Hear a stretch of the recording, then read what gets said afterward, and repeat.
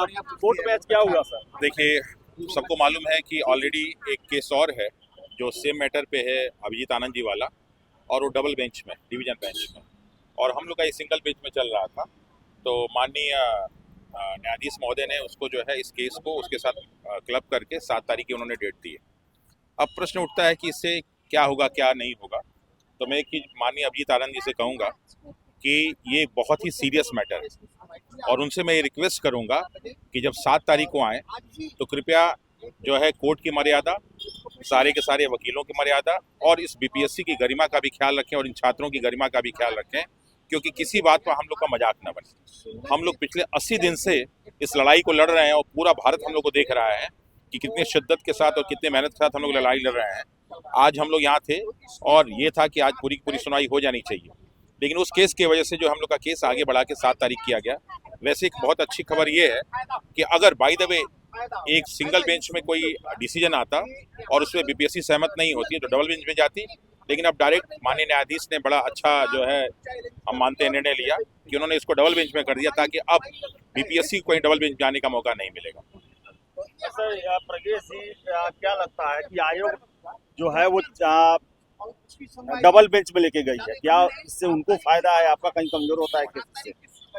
आयोग के पास देखिए पॉइंट्स तो नहीं है, क्योंकि आयोग के पास काउंटर भी सबमिट नहीं कर पा रहे थे। आयोग ने काउंटर जस्ट अभी दिया है हम लोगों के केस में।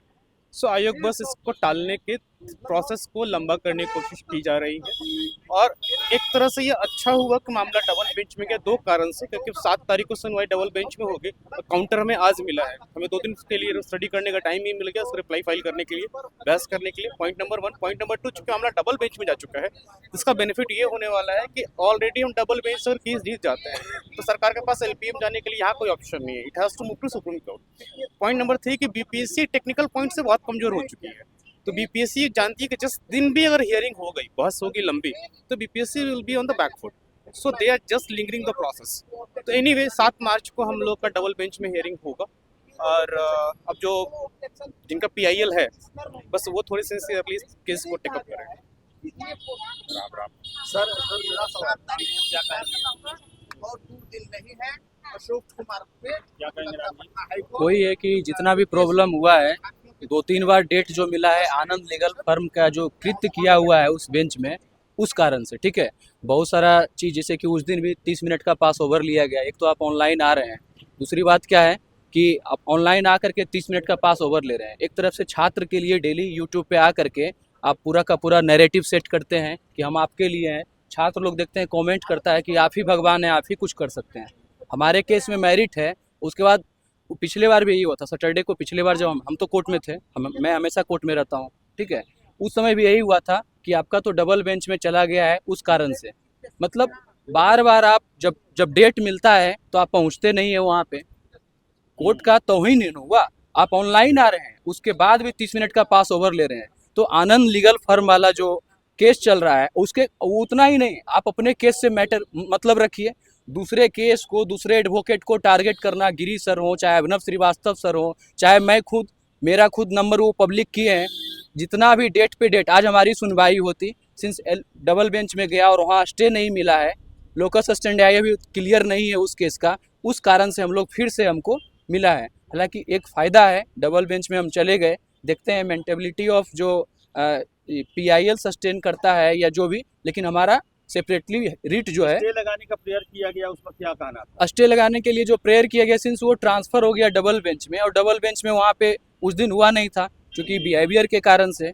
आप जब आते हैं तो कोर्ट का डिकोरम होता है, आप अच्छे से बात करते हैं, बीच बीच में आप इंटरप्ट करते हैं, लग रहा है कि मतलब नहीं बैक बेंचर कोई बैठा हुआ है, इस तरह से। तो आनंद जी से हम कहना चाहेंगे कि इस बार आइए, डिसिप्लिन में आइए। अगर बच्चों में सही में आप लड़ना चाहते हैं तो सही समय पे आइए और सही मुद्दा उठाइए। इस कारण से आज हुआ। अगर वो पीआईएल सही से चल रहा होता तो या तो कुछ ना कुछ मिल गया होता, और या तो ख़त्म हो गया होता। हमारा रिट बार बार इसीलिए पेंडिंग है। सैटरडे को भी मैं देखा था, 2 बार जज साहब बोले हैं, अरविंद सिंह चंडेल साहब बोले हैं कि आपका तो डबल बेंच में चल रहा है, और डबल बेंच में माखौल उड़ाया जा रहा है, इस तरह से चल रहा है। अब सही से हेयरिंग होगा तब तो, वहाँ पे आप कभी लेट जा रहे हैं, बिहेवियर आपका सही नहीं है। तो छात्रों के लिए सही में अगर लड़ना चाहते हैं तो सही से लड़िए, और हम लोग का माखौल नहीं उड़ाइए। मेरा नंबर पब्लिक करने से मिस्टर आनंद को क्या मिल गया? मैं ये पूछना चाहता हूँ, आप बीपीएससी के लिए लड़ रहे हैं, मैं भी लड़ रहा हूँ, मुद्दा हमारा सेम है, तो ये सब चीज़ नहीं करते हुए आइए मेरिट पे बात कीजिए, हमारा भी केस मेरिट पे जाएगा। और एलपीए अब क्या है कि बीपीएससी और सरकार जो है एलपीए लेकर के नहीं जा पाएगी डबल बेंच में, क्योंकि डबल बेंच में हमारा सुनवाई होगा 7 तारीख को फिक्स है। 28 तारीख को जो पीआईएल की हियरिंग हुई थी उसमें उन्होंने रिजॉइंडर फाइल किया था। रिजॉइंडर उन्होंने जस्ट एक दिन पहले फाइल किया था, इस कारण से बीपीएससी ने टाइम ले लिया। हमने इसको पढ़ा नहीं है, वो पहले भी फाइल कर सकते थे। Anyway that's another matter. अब सबसे बड़ी बात है कि उस दिन मेंस एग्जाम का स्टे क्यों नहीं लगा।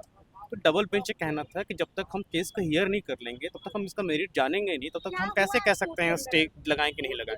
सो 7 तारीख को इस पर बहस पहली बार पीआईएल बहस हुई। अभी तक पीआईएल बहस हुई नहीं एक बार भी।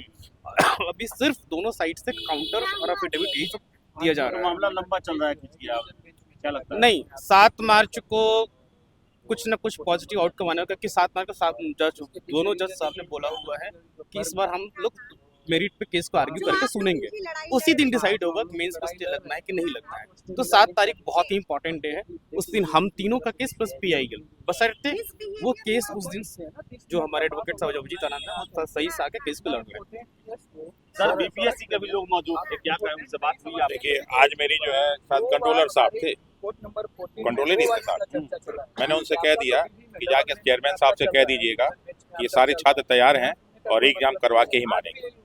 मुस्कुरा रहे थे, लेकिन हमने अपना मैसेज, क्योंकि हम के सामने तो आएंगे नहीं चेयरमैन साहब, तो हमने कहा कि छात्रों के गार्जियन के नाते मैं उनको एक मैसेज पहुंचवा दे रहा हूँ कि साहब तैयार रहिए, हम एग्जाम करवा के ही मानेंगे। बाकी बातें तो बहुत सारी हुई, उसको सार्वजनिक मंच पे कहना उचित नहीं होगा। जिनके पास मैसेज पहुंचाना था मैंने, और जो मैसेज पहुंचाया था मैंने पहुंचा दिया है, और थोड़ी देर में पहुंच भी जाएगा। सर ये कोर्ट में जब मामला चल रहा है तो मैसेज पहुंचाने का क्या? साहब वो भी मैसेज पहुंचाते रहते हैं ना। जेल वाला मैसेज क्या मैसेज था? जब मैं 6 दिन मंगलवार को मैं जो है बेल मिल गई थी, तो फिर एक केस में क्यों उन्होंने लगवाया? अगर एक छात्र का जो है गुरु जेल में जाएगा तो बीपीएससी के चेयरमैन और सारे के सारे अधिकारी भी जेल में जाएंगे, वो लिख के रख लें। सुनवाई पर क्या कहेंगे सर? देखिए, बहुत अच्छा काम इसलिए हो गया कि अगर यहाँ से कुछ भी होता तो शायद हो सकता था डिवीजन बेंच में जाता, फिर डेट आगे बढ़ती। लेकिन अच्छा हुआ कि माननीय जो है न्यायाधीश महोदय ने उसको डायरेक्ट कहा कि साहब डिवीजन बेंच उसके लिए जाइए, ताकि 2 जब जज सुनेंगे तो फिर अब बीपीएससी के पास कोई मौका नहीं रह जाएगा। सो हम लोगों ने जो सबसे पहला जो मोस्ट इम्पोर्टेंट पॉइंट जो हमने अपने रेट में रेज किया था वो ये था कि टेक्निकल पॉइंट में कि this 2 groups are not similar on similar footing. This 2 groups are quality wise और क्वांटिटी वाइज डिफरेंट ग्रुप। इसमें बहुत सारे क्वेश्चंस रिपीट हुए हैं 4 जनवरी परीक्षा में, 2 question same to same repeat हुआ है, बहुत क्वेश्चन सिमिलर हैं, तो आप दोनों के लिए कंबाइंड मेरिट टेस्ट प्रिपेयर कर ही नहीं सकते हैं। यही हमने कहा था रेट में, क्योंकि आप दोनों अलग अलग फुटिंग पे हैं।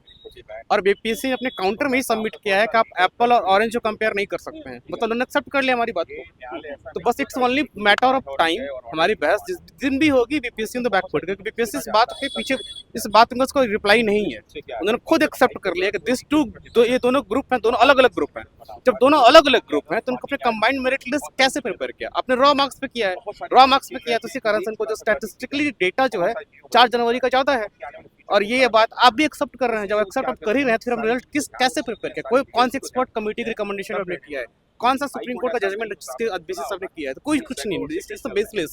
आपने पास्ट में किया था, तो पास्ट में गलती केस का ये थोड़ा होता है कि आप गलती करते रहेंगे, ठीक है? तो this is what a very technical point जिससे बीपीएससी बचना चाह रही है। जिस भी दिन सुनवाई होगी इस पॉइंट पे बीपीएससी फंसने वाला है, ठीक है? तो that's a very good news. Sir ये प्रश्नों को लेकर क्या बोलेंगे? प्रश्न को भी लेके देखिए, हमारे 56 से 60 क्वेश्चन तो डिफेक्टिव क्वेश्चंस हैं, ठीक है? उसमें से 10 से 12 क्वेश्चन के आंसर गलत हैं, ठीक है? और इस बार जो सबसे बड़ी बात है, प्रोसीजरल लैप्स बहुत बड़ा ये रहा कि पिछली बार क्या हुआ था, 69वीं बीपीएससी में एक बार ऑब्जेक्शन लेने के बाद बीपीएससी ने दोबारा भी चांस दिया था कि 500 रुपये का आप फी सबमिट करके अब दोबारा आप क्वेश्चन ऑब्जेक्शन रेज कर सकते हैं, एक्सपर्ट से मिलिए। उसके बाद बीपीएससी ने एक कॉम्प्रिहेंसिव आंसर की पब्लिश किया था, जिसमें बीपीएससी ये बताया कौन कौन सा ऑब्जेक्शन हमने एक्सेप्ट किया, कौन कौन सा ऑब्जेक्शन ने रिजेक्ट किया। इस बार के बीपीएससी के आंसर की में सिर्फ आपको देखने को मिलेगा हमने 4 क्वेश्चन डिलीट कर दिए हैं। कोई इसमें ये नहीं है कि कौन सा ऑब्जेक्शन हमने एक्सेप्ट किया, कौन सा हमने रिजेक्ट किया, कौन सा हमने उसमें ये ऑब्जेक्शन को पीछे में कौन सा लॉजिक था कि हमने क्यों एक्सेप्ट नहीं किया। दूसरा बात, इन्होंने दोबारा चांस भी नहीं दिया हमें। प्रोसीजरल लैप्स जो उनका है कि दोबारा मौका मिले, इन्होंने आर्बिट्री मैनर में दोनों में 4 क्वेश्चन लीड कर दिया, तो ये भी एक बहुत बड़ा प्रोसीजरल लैप्स है जिसपे हम लोगों ने क्वेश्चन रेज किया है। और ओवरऑल 4-5 ऐसे टेक्निकल पॉइंट है जिसका जवाब नहीं है, वो खुद एक्सेप्ट कर ली। It's only matter of time, जब जिस भी दिन हियरिंग सही से हो गई, ठीक है, बीपीसी के पास, तो definitely they will be back foot. 7 तारीख को होगा 7 तारीख को चांसेस 99% है, क्योंकि पिछली 28 तारीख की सुनवाई में ये बोला गया है साफ साफ कि 7 मार्च को हम लोग बिल्कुल इन डेप्थ डिस्कशन करने जा रहे हैं। तो it's a very high chances कि 7 मार्च को हमारी फुल हियरिंग होगी।